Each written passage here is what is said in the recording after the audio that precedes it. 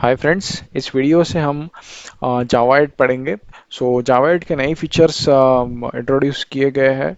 और जो अभी लेटेस्ट जावा के वर्जन्स आ रहे हैं, जैसे कि जावा 11 जो एलटीएस है, जावा 17, जावा 21। तो जावा 8 ये इन सबका बेस है। तो जावा 8 पढ़ना एक मैंडेटरी चीज़ है अगर आपको लेटेस्ट वर्जन्स में जाना है। तो तो चलिए स्टार्ट करते हैं जावा 8 से। जावा 8 के नए फीचर्स हम देखते हैं कि सबसे पहले मेन फीचर है लैम्बडा एक्सप्रेशन। लैम्बडा एक्सप्रेशन के बाद आता है फंक्शनल इंटरफेस। ये हम सभी चीज़ें इस सीरीज में देखेंगे। Default methods in interface, static methods in interface. Actually जो लैम्बडा फंक्शंस, लैम्बडा एक्सप्रेशंस है, वो फंक्शनल इंटरफेस पे चलता है। मैक्सिमम वर्क अपना इंटरफेस पे रहेगा। उसके बाद हम चलेंगे प्रेडिकेट्स पे, फंक्शंस, कंज्यूमर, सप्लायर। ये प्रीडिफाइंड इंटरफेसेस है, फंक्शनल इंटरफेसेस है। फंक्शनल इंटरफेस क्या होता है ये भी हम नेक्स्ट वीडियोस में देखेंगे। उसके बाद आता है method reference and the constructor reference. ये रेफरेंस किस लिए यूज होता है, आपने ये ऑपरेटर देखा होगा शायद। आप अगर जाओ सी प्लस प्लस डेवलपर हो तो ये स्कोप रिजोल्यूशन ऑपरेटर है, लेकिन जावा में इसका मीनिंग अलग है। तो इसको भी हम देखेंगे। Stream API, this is the very important, very very important sir. This stream API is very important. So अगर आप इंडस्ट्री लेवल पे काम कर रहे हो तो जावा 8 आना ज़रूरी है। वैसे अगर आप ट्रेनी वगैरह हो, या अब अभी इसकी इंटरव्यू की प्रिपरेशन कर रहे हो आईटी में जाने की, तो आपको स्ट्रीम एपीआई आना ज़रूरी है, क्योंकि इंटरव्यू में ज़्यादातर या स्ट्रीम एपीआई का क्वेश्चंस पूछ स्ट्रीम एपीआई पे क्वेश्चन पूछते हैं। उसके बाद आता है जो नॉमिनल है, date and time API. Joda dot O R G, इन लोगों ने ये date and time API introduce किया इसलिए। उसके उसके बाद वाई 1.8। 1.8 is similar to Java 8. This is another name of that. सो क्या होता है कि मैंने आपको पहले ही बोला कि जावा 8 ये एक बेस है सभी प्रीवियम सभी नेक्स्ट लेटेस्ट वर्जन्स का। So it is use to simplify programming, utilize the functional programming benefits in Java. हम फंक्शनल जो हम प्योर फंक्शंस है वो यूज़ करेंगे, जिससे डेटा जो रहेगा हमारा बहुत सेफ रहेगा और हम बल्क ऑपरेशन परफॉर्म कर सकते हैं वो डेटा पे। To enable parallel programming, parallel programming ऐसा होता है कि हम एक टास्क को डिवाइड करते हैं और वो टास्क हम साइमल्टेनियसली परफॉर्म करते हैं। इससे प्रोडक्टिविटी बढ़ जाएगी।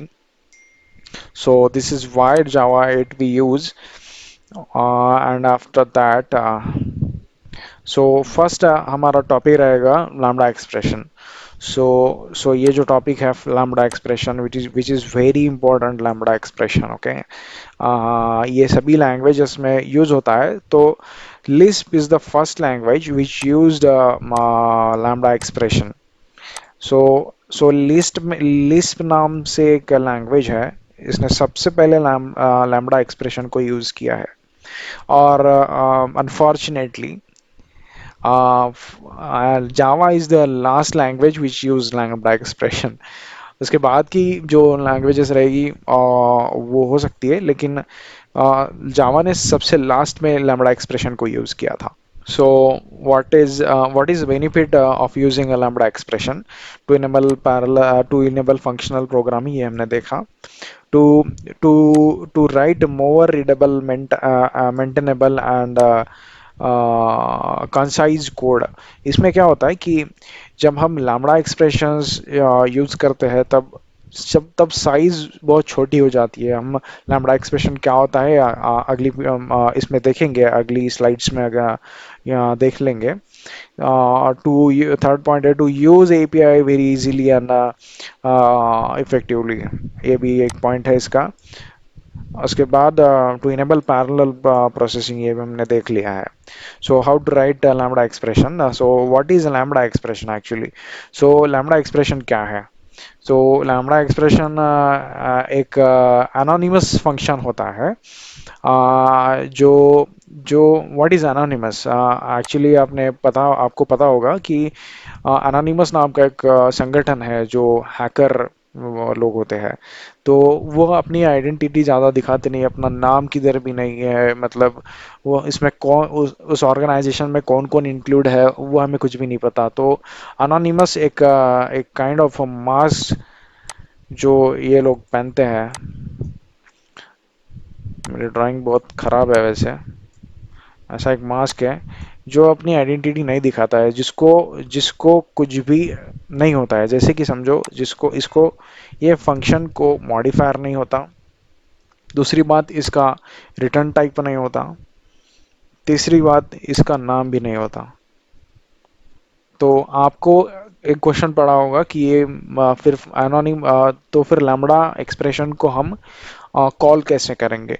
तो इसके लिए भी मेथड्स है, इसलिए फंक्शनल इंटरफेस एक कंसेप्ट आया है। तो ये हम अगली वीडियोस में देखेंगे। सो पहले हम एक एग्जांपल से स्टार्ट करते हैं। What is what means how we write lambda expression. So if we write a method to print hello, then we write in a simple Java, we write it as simple it is, right? So public void m1, and in this we give system.out.println. So yes out मैं ज़्यादातर use करूँगा। So system dot out, तो ये रहेगा कि hello print करेगा। सो इसके लिए जो हम अनोनिमस फंक्शन करेंगे, तो देखते हैं इसमें क्या होता है। मॉडिफायर, ये जो पब्लिक है वो एक्सेस स्पेसिफायर है, वो भी नहीं यूज़ करेंगे। रिटर्न टाइप है वो भी यूज़ नहीं करेंगे। नेम है वो भी यूज़ नहीं करेंगे। तो इसका ये क्या हो जाएगा, लैम्बडा एक्सप्रेशन। सो लैम्बडा एक्सप्रेशन इसको हम एरो से डिनोट करते हैं। सो इसके लिए हम लिखेंगे कि ये ब्रैकेट जैसा का वैसा रहेगा, ये ब्रैकेट भी वैसा ही रहेगा, और ये system dot out dot println ये सेम, और ये भी सेम। तो इसका एक जो लैम्बडा एक्सप्रेशन रहेगा वो ऐसा आएगा। So now same method same method, that is m1 method we wrote here. In the lambda expression will be, so ये bracket और ये है lambda expression का annotation. ओके, सो इसका ये आ जाएगा। सो राइट सेकंड एग्जांपल हम देखे थे, method to write sum of two integers. So ये जो इंटीजर के लिए हम दो इंटीजर वेरिएबल्स लेंगे, तो इसको ऐड करेंगे, ये भी कटेगा, ये भी कटेगा, मॉडिफायर नहीं रहेगा, इसको रिटर्न टाइप नहीं रहेगा, इसका नाम भी नहीं रहेगा। तो इसका आएगा so lambda expression for this expression will be, so this method will be integer a, integer b, and a shout of a plus b. So third example हम देखते हैं। ऐसे ही हमें करना है कि पब्लिक इसको हटा देंगे, इसको हटा देंगे, इसको हटा देंगे। एक स्ट्रिंग लिया है, method to return the length of the string. So एक स्ट्रिंग लेंगे, स्ट्रिंग में ये रिटर्न करवा देंगे। ओके, सो सो ये जो हमने एग्जांपल्स देखा है, तो इसका वेरी सिंपल मतलब देखो, जिसको इतना बड़ा लिखना पड़ रहा था, इतना बड़ा लिखना पड़ रहा था, ये सब कुछ एक ही स्टेटमेंट में हो जा रहा है।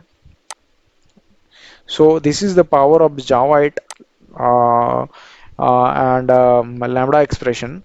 सो और कुछ चीज़ें हैं, हम और कुछ देखेंगे। ये एक तो ऑप्टिमाइज लैम्बडा एक्सप्रेशन नहीं है, इसमें से बहुत सारी चीज़ें कटेंगी, जिसका एक स्पेसिफिक मीनिंग भी आएगा, और आप आगे इसको समझते जाओगे।